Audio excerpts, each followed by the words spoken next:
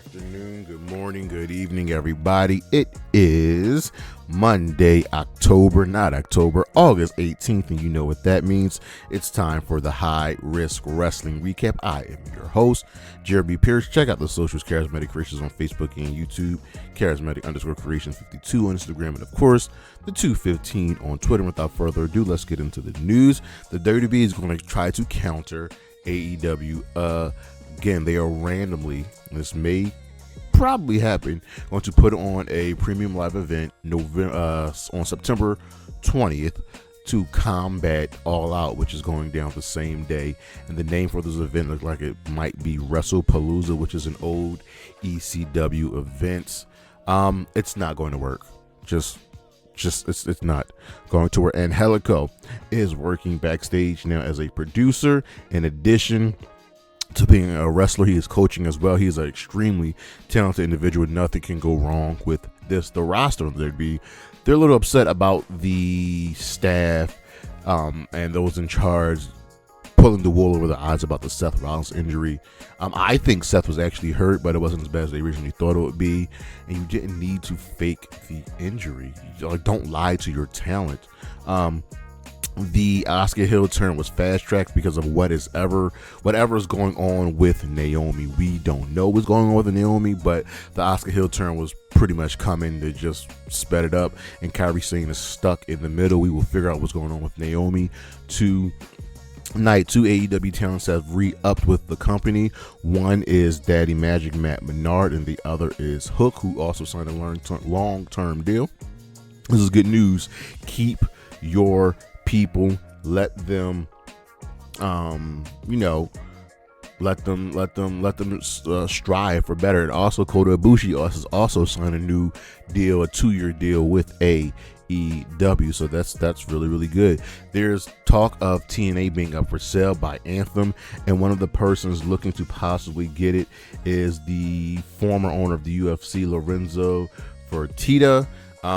This kind of makes sense, seeing as how everything is going on with the collaboration with the merger of WWE and UFC. Britt Baker is still under contract. She's not going anywhere. She is focusing on her business down in Florida, where she lives. Will she be back in an AEW ring? Who knows? ESPN looks like they're interested in the WWE library after this premium live event deal. Just to let everyone know, just to point this out, to watch the WWE, you need, in the United States, you need Netflix for Raw, you need USA and Peacock for Smackdown, you need ESPN or YouTube or some other cable provider to watch the PLEs. If you add up that price of everything, comes out to almost $1,200 a year. Remember, the WWE Network at one point was $10 a month. It looks like the Ring of Honor Women's Pure Championship title tournament has been dropped. The title might be dropped as well. Ring of Honor didn't need this title. They didn't need 3 women's titles. The better focus should have been on getting the women's tag team championships established in AEW and Ring of Honor. Sami Callihan has officially retired. He's had some health issues, dealing with an injury. You can clearly see the weight gain, and he just hasn't been able to be himself. But he will be a strong mind working in and a Konosuke Takeshita has won the G1 Climax, putting on an amazing run. He will get a world championship match at Wrestle Kingdom, and maybe, just maybe, he will win. WWE has announced the next Worlds Collide event for AAA will be going down Friday, September 12th at 10 p.m. Wow, that's a different time. It'll be taking place at the Thomas and Mack Center. I believe that's in LA.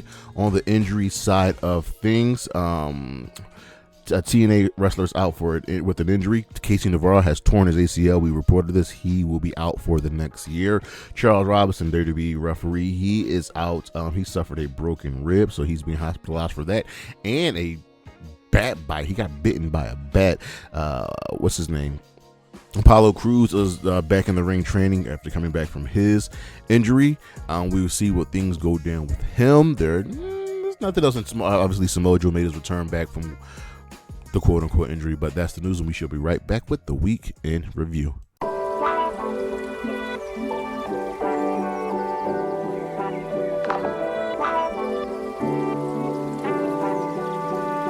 All right, let's get into the week in review. We start off with Monday Night Raw, and Seth has challenges. First things first, we learned that Naomi is not medically cleared, so IYO SKY will face Roxanne Perez later in the evening.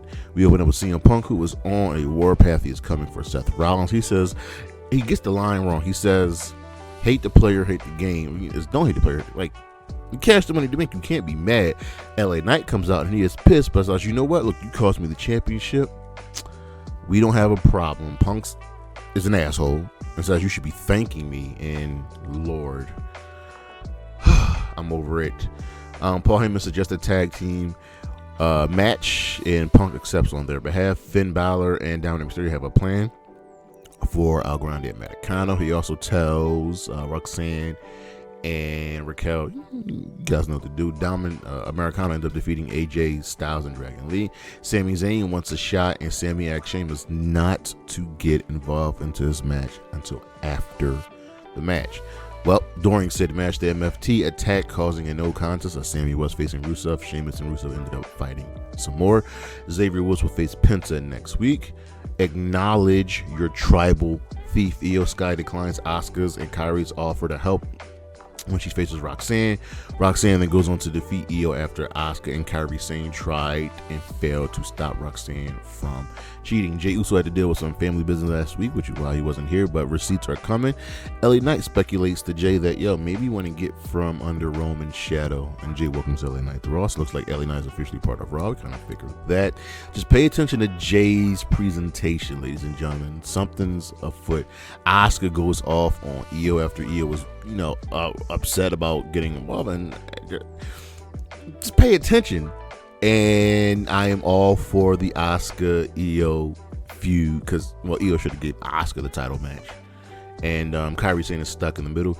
Becky Lynch defeated Maxine Dupree to retain the Intercontinental Championship. She then attacked Natalya. Seth pumps up his boys. We get a nice little video package of Bayley saying she feels nothing and she blames herself for everything that's been going on with her, and it's all her fault. And this was really, really well done until the WWE does the stupid thing that they always do and uses overproduction, and her evil laugh goes on top. We then cut to Lyra, who doesn't know if it's her fault or not. Stephanie Vaquer tells IYO that she's not the only one who was promised a title shot. Rio asks IYO, hey, can you trust Asuka and Kairi? But IYO says to stay out of it. In the main event, Punk and LA Knight win by DQ versus Bronson and Braun. After Seth attacked, Jay tried making the save, but the Vision, the name of the group, got the better of them all. Over on Dynamite, Forbidden Door is coming. This show gets a fist. A rather weak show, but I expect, not weak, just not super great to expand on the road that Dynamite's been on, but I do expect this go-home show this week to be absolutely fire. Hangman Page gets into MJF's head and actually goes him into using his contract. There you go. Mox defeated Kevin Knight. Knight looked good in defeat. Darby made the save, but then Claudio took him out, put him in the body bag, and just whooped his ass. Ospreay made the save with the chair, and he suggests a lights-out steel cage match for Forbidden Door. It'll be 5-on-5. I don't know how you can get 10 people in this match in the ring. That's a lot. Should have just made it Anarchy in Arena again. Alex Windsor and Queen Aminata and Willa Nataga defeated Mercedes Moné, Thekla, and Sky Blue. For some reason, Joey Hart wasn't in this match, but I get it was because of Mercedes and Windsor, Aminata, and Thekla. I don't know where Willow and Sky fits into this. Athena attacks Storm after the match. Windsor fights off Mercedes, and Tony Storm suggests a tag match for next week. Will Ospreay says the match is official, and that one of his partners will be the ace, Hiroshi Tanahashi. He also brushes up the question about his neck. Cope versus Stoke, and then a no contest. It was pretty funny. Stokely tried spearing Copeland multiple times and failed. He then blew some powder into Copeland's face. FTR attacking Christian made the save after fighting off Nick Wayne and Kip Sabian, and then Cope hugged Christian, but Christian wasn't really receptive of it. We got a vignette. Hook will return. The teams are announced.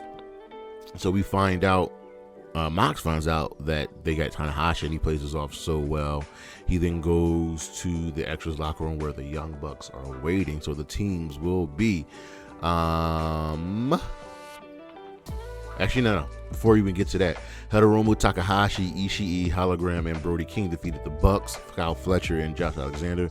The Bucks super kicked Justin Roberts during the match, so they will be suspended and fined. Okada and Swerve face off on the stage, and they get into it a little bit. Now, back to Mox and the Bucks. The team will be Will Ospreay, Darby Allin, Kenny Omega, Kota Ibushi, and Tanahashi versus the Bucks, Mox, Gabe Kidd, and Claudio. I love how just Gabe Kidd keeps showing up in this stuff. The Ops defeated LFI to retain the Trios Championships. This was the main event match. Really random.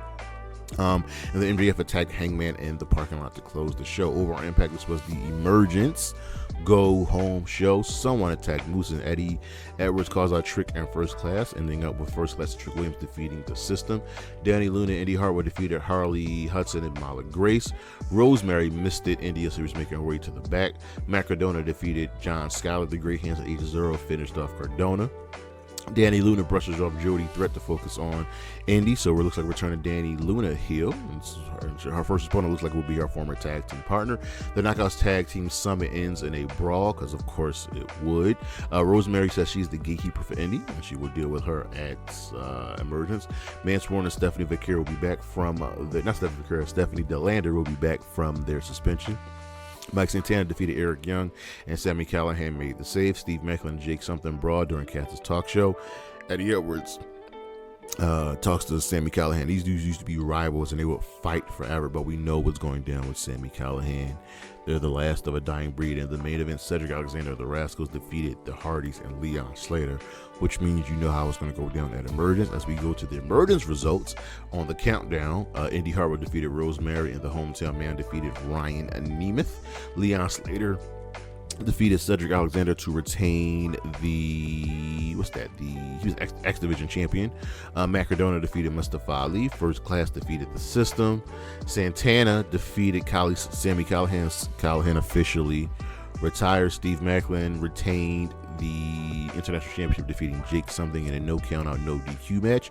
The Hardys defeated the Rascals, retaining the Tag Team Championship. In the main event, Trick Williams defeated Moose to retain the TNA Championship. Emergence was not a good show. The best match by far was Leon Slater and Cedric Alexander. Over on SmackDown, this was a mundane show. The show gets a fifth solo. The MFT owed Sammy. They got their lick back. And they also dealt with Jay and Jacob. Sammy's now on SmackDown. He says he's coming for the U.S. title, which Solo's like, nah. Sammy, Jimmy, and Jacob end up fighting off the MFT. The Secret Herbers will deal with Charlotte and Alexa. Alexa then goes on to defeat Piper Niven, which I just don't know how, but the damn number of games catches up to Alexa and Charlotte, with the Secret Herbers standing tall. Jade Cargo wants another title match, and Tiffany's like, you don't deserve one. You lost. But Nia Jax's like, well, I got next. Melo don't Miz defeated Fraxiom, and the Miz stole the win. Melo had it. Miz tagged himself in, hit the skull crushing finale. It looks like we're finally doing something with Melo.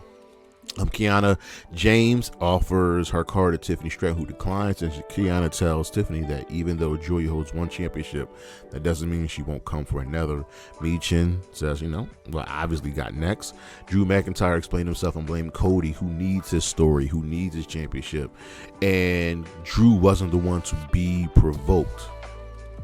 So Drew only kicks back when he's provoked, and when he's provoked and he hits back harder than you hit him. Though Street Profits defeated DIY.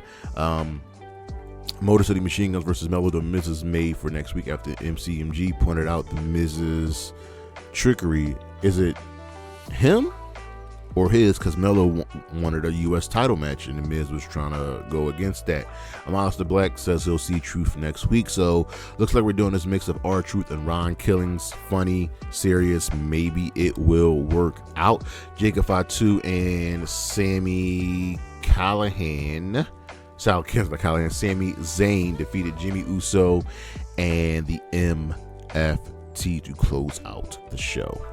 Over on Collision, this was about the main event, the technical spectacles. We opened it with Toni Storm cutting one of her usually amazing promos, and she'll pray to Athena since she's the fallen goddess. Athena and Billy Stark's attack, but Mina Shirakawa made the save. The Death Riders beat Jet Speed. The Outrunners are Nature, Brother Nature. Ricochet defeated a debuting Ace Austin, who was also all elite. I'm expecting Ace to join the Bang Bang Gang because he's a former Bullet Club member of the syndicate. Give props to FTR and to Brodito, but it doesn't matter who they face because they will hurt them, and there's also no issue with MJF. The Paragon defeated Lee Johnson and Blake Christian. The conglomeration celebrates while Roddy ignores them. FTR beat up Bandito and stole his mask. Brody King fights FTR to the stage but fails to get their pan and gets hit with a shatter machine. Sky Flight calls out the Don Callis family for about that hit they put on Chris Statlander. Defeated Anna J. Penelope Ford and Julia Hart in this money match. All the women end up brawling and more come out. McBain came out, Ty Mello came out, and Harley Cameron ended up making the save and also making her return. I'm expecting either an Anarchy in the Arena match or a Blood and Guts match coming up. The family accepts the challenge from Skyflight. Harley Cameron jumps on Stat, who's trying to celebrate her victory, and Mox congratulates Stats. And this was good storytelling. You gotta pay attention. Juice Robinson defeated Brian Keith. Anthony Bowens doesn't like the praise that Max Caster is receiving. I'm digging the double turn here. And in the main event, Nigel McGuiness wins the technical spectacle, so he will face Zack Sabre Jr. at Forbidden Door in a dream match for the IWGP Heavyweight Championship. He also asked Dan Garcia, who was in the match, to be in his corner. I know we're all expecting Garcia to turn, but I'm hoping that doesn't happen. Our matches of the week from Monday Night Raw: Roxanne Perez versus IYO SKY. Fantastic match here. From NXT, Oba, Femi, Moose, Javon Evans, and Trick Williams versus DarkState. And we got multiple bangers from the G1 Climax: Zack Sabre Jr. versus Yoshi-Hashi, Konosuke Takeshita versus David Finlay, Yota Tsuji versus Shota Umino, Konosuke Takeshita versus Zack Sabre Jr., and Konosuke Takeshita versus Evil. From Smackdown, Melo versus Fraxiom, and from Collision, the said technical spectacle, Nigel McGuiness versus Dan Garcia versus Lee Moriarty versus Hechicero. Star of the week, I'm giving it to two AEW guys: Nigel McGuiness for winning the technical spectacle and getting on to the Forbidden Door card, and of course Konosuke Takeshita for winning the G1 Climax. He was on a roll this year. Check out our socials. Look on the screen we got coming up. Charismatic Creations on Facebook and YouTube. Charismatic_Creations 52 on Instagram, and of course the 215 on Twitter. See you when I see you. Peace.